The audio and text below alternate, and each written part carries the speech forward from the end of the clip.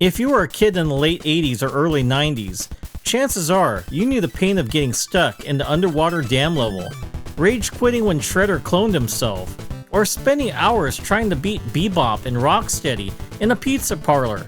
These weren't just games, they were rites of passage. Welcome Wanderers, I'm Mike, your guide and storyteller to the gaming wasteland. I'm also a former US Navy Seabee with a deep love for retro games from the 80s, 90s, and 2000s. Today we're looking back at a trilogy that means a lot to me, the Teenage Mutant Ninja Turtles trilogy on the NES. Released between 1989 and 1991, these three Ninja Turtle games helped define the NES era, locking players in with a combination of beloved characters, tight gameplay, and sometimes extreme difficulty. Seriously, no one would blame you if you never finished one of these games as a kid. In our special 1000 subscriber celebration episode, we're going to take a look at each game in the trilogy to talk about their development history, story, characters, and gameplay so we can see how the series evolved. We're also going to take some time about a different classic game in the 90s game break, MTV's Remote Control for the NES. Order a pizza and start practicing with those nunchucks because it's time to hit the throttle to the gaming wasteland.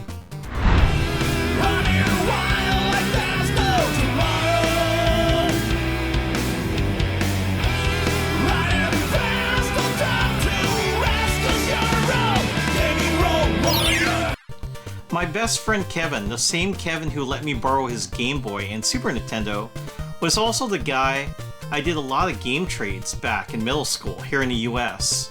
We had a simple deal. I'd lend him one of my games, and he'd lend me one of his.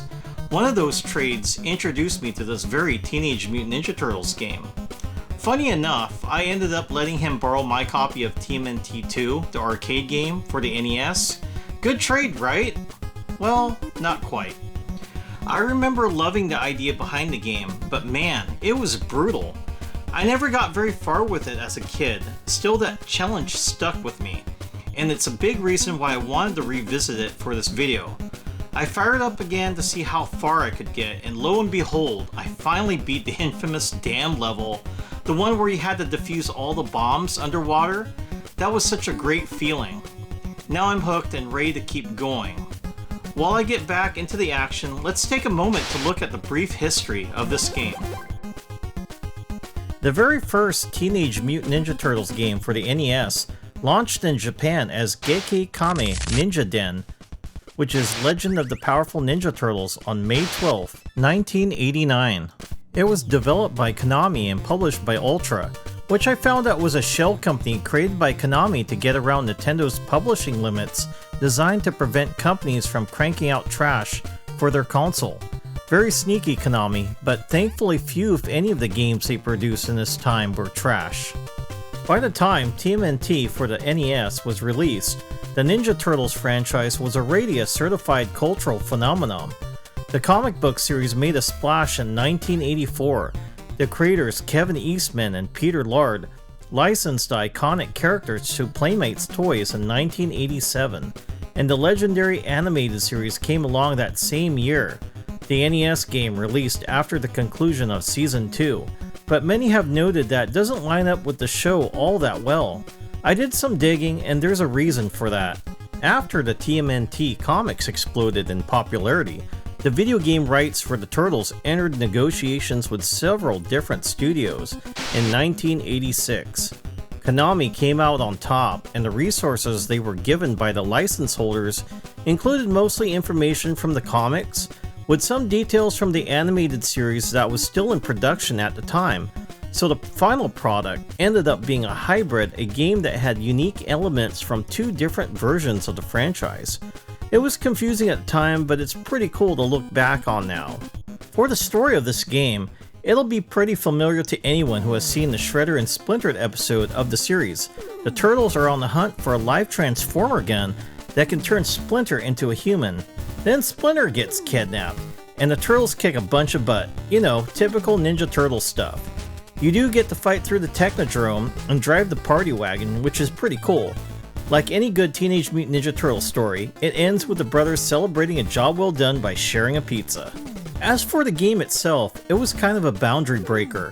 Most licensed games from that time were straight action platformers, but TMNT went a different way by structuring its gameplay, similar to Zelda 2, Adventures of Link.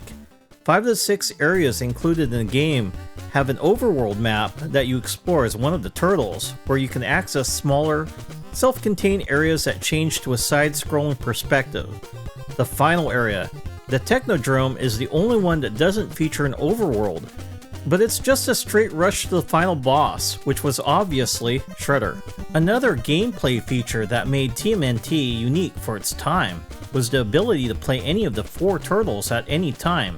You could switch characters from the pause menu to take advantage of each turtle's unique fighting abilities and signature weapons. TMNT did extremely well with both critics and gamers, getting solid reviews from Nintendo Power and other outlets, which praised its graphics and gameplay.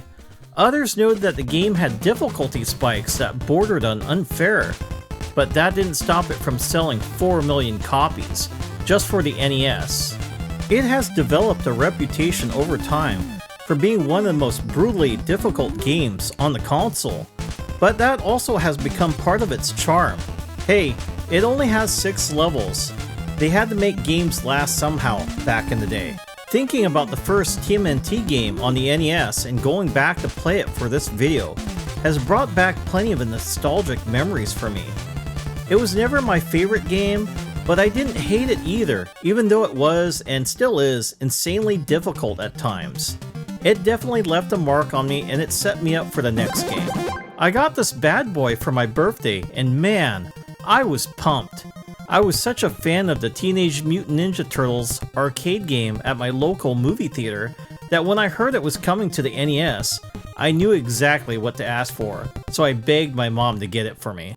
When I finally got my hands on it, I invited my friend Kevin over. He was just as big of a turtle fan as I was. We were both hooked on the cartoon and the movie, so this was a big deal. I popped in the cartridge, fired it up, and that intro hit just like the arcade, right? Okay, the graphics weren't exactly arcade perfect, but I expected that. What I didn't expect was this. Why can I only hit the Foot Clan soldier once? Every time I went in for a second hit, I'd get knocked back.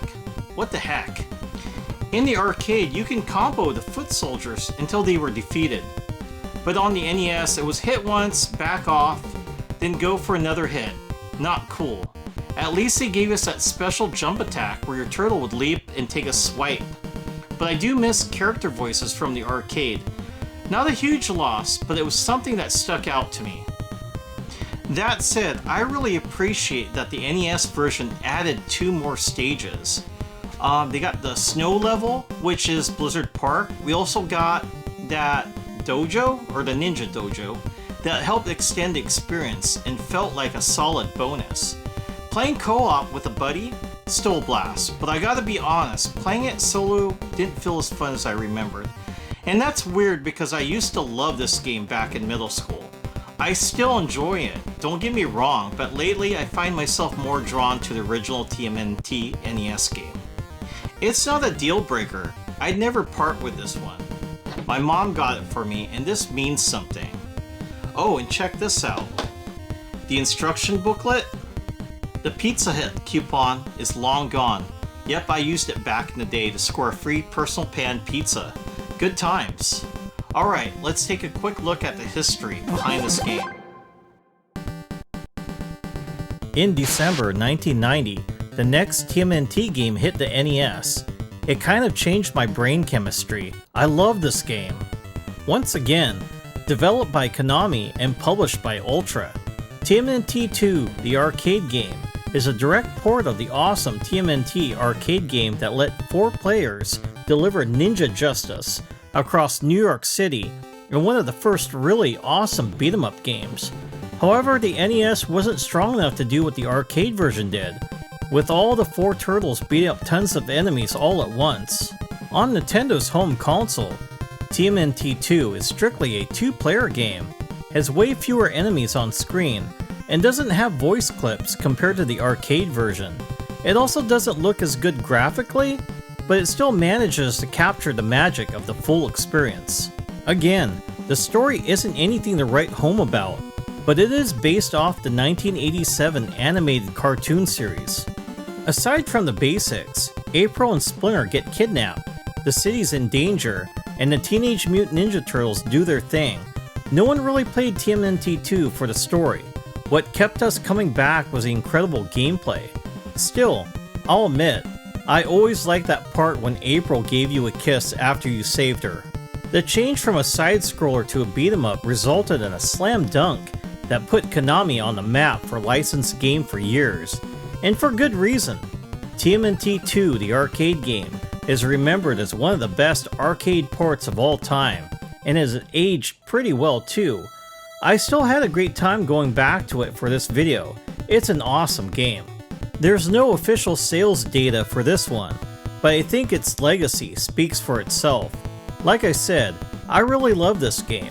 It was hands down my favorite as a kid. It had everything I loved about the Ninja Turtles, and it was just plain fun to play. The developers definitely tweaked the difficulty from the first game, which made a big difference. It wasn't just my favorite either, it was the go-to choice whenever friends stayed over or invited me to their place. TMNT 2 was always the most requested game to bring along. And now, for the final game in the trilogy.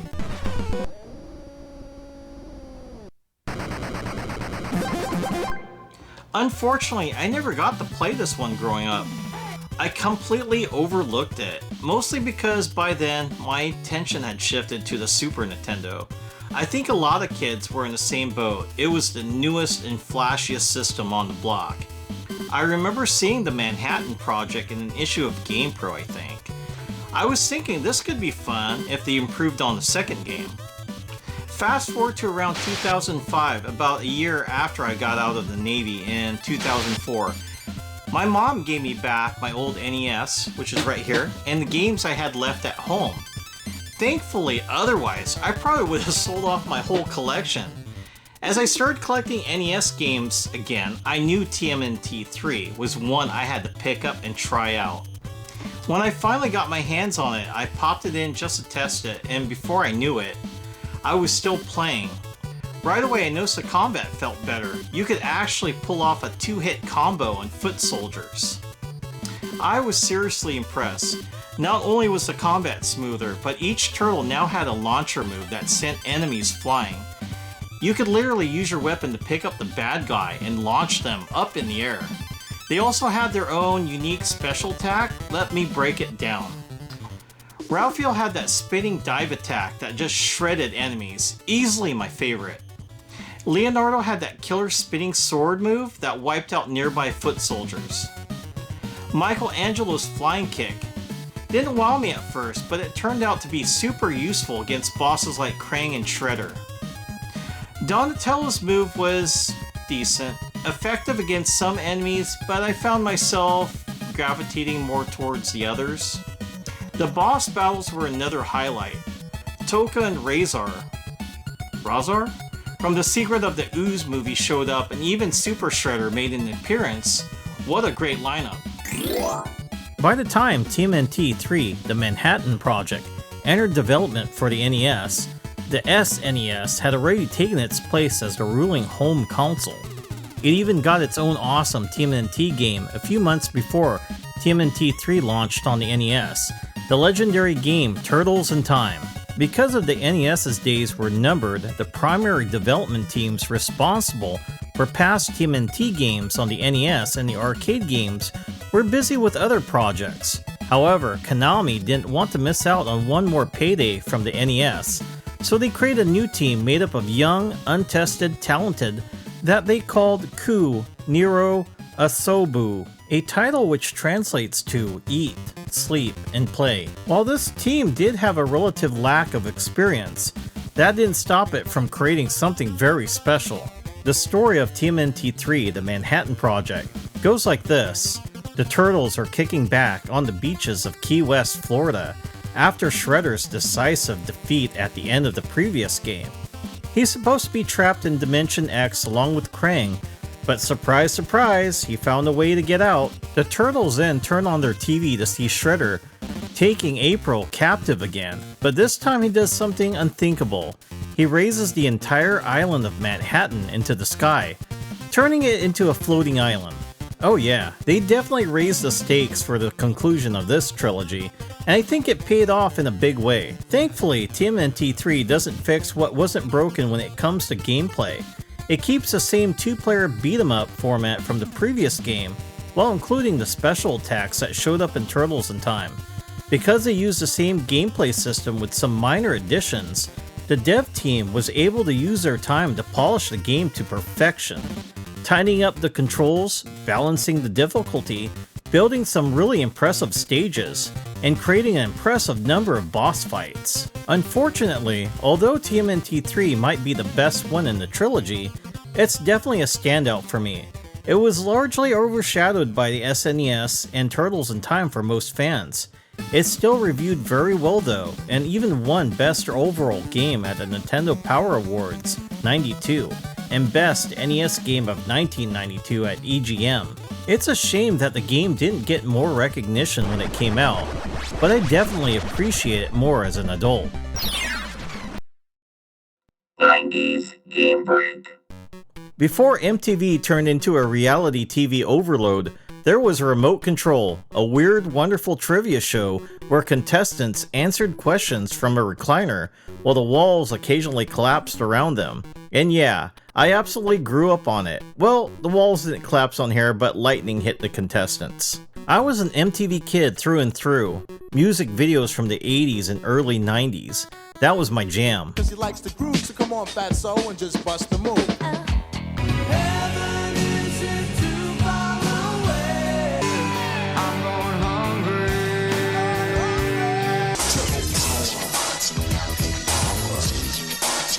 Remote Control was one of those shows that stuck with me, so when I stumbled across the NES game, I had to see if it captured any of that magic. Booting it up, I immediately fumbled picking my name. Oops, should have read the manual, but hey, retro gaming, right?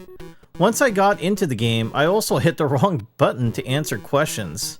Yeah, again, I should have read the instructions, but once I figured it out, I was actually doing pretty well. The game drops you in a grid of 9 TV channels, each with a category like the Movie Channel, Odd Couple, Dr. Blister, or MASH. And here's the thing, if you didn't grow up in the 70s or 80s, some of this might be tough.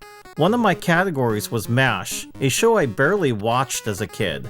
But funny enough, I still got a few right because I remembered hearing names like Radar while half napping during reruns at home. Sometimes nostalgia gives you the win. Presentation-wise, the game is pretty basic. No wild studio antics, no digitized voices. Heck, even Ken Obor and Colin Quinn aren't in it. What you get is a flat quiz format with an 8-bit music looping in the background. The charm of the original show? Mostly MIA. But you know what? I still had fun. Once you get used to the controls, it's oddly satisfying answering those questions, especially if you lived through the era. If you're not familiar with the pop culture of the time, like the movie Death Wish, the celebrity Cher, and the TV show Happy Days, a lot of these questions might leave you scratching your head. MTV's Remote Control for the NES is a flawed but fun little time capsule. It's not a game I'd play every day, but as someone who loved the show in that MTV era, I'm really glad I own it. It's a quirky reminder of a time when game shows didn't take themselves too seriously, and neither did we.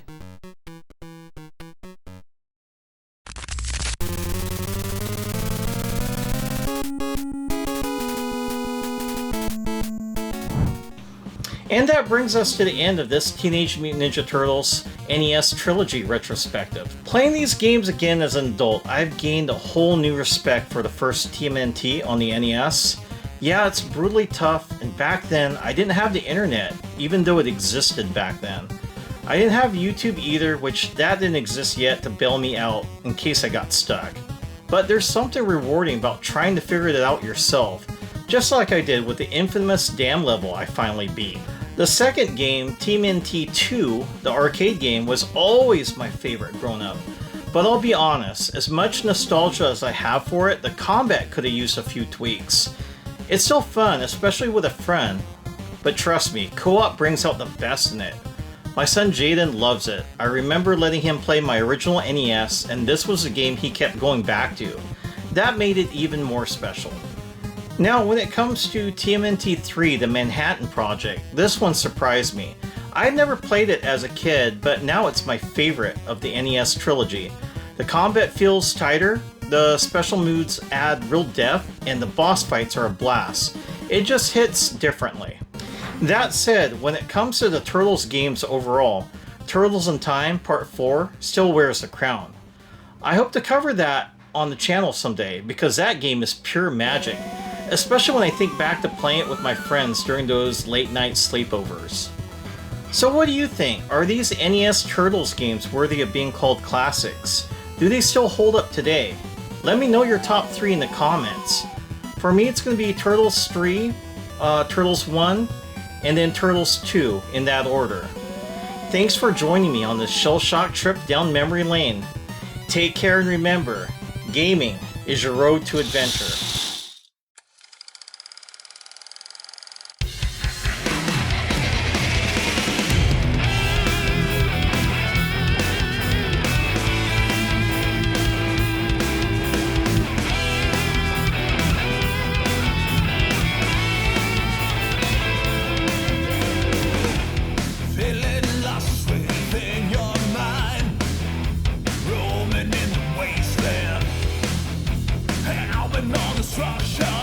You go to the realms of unknown.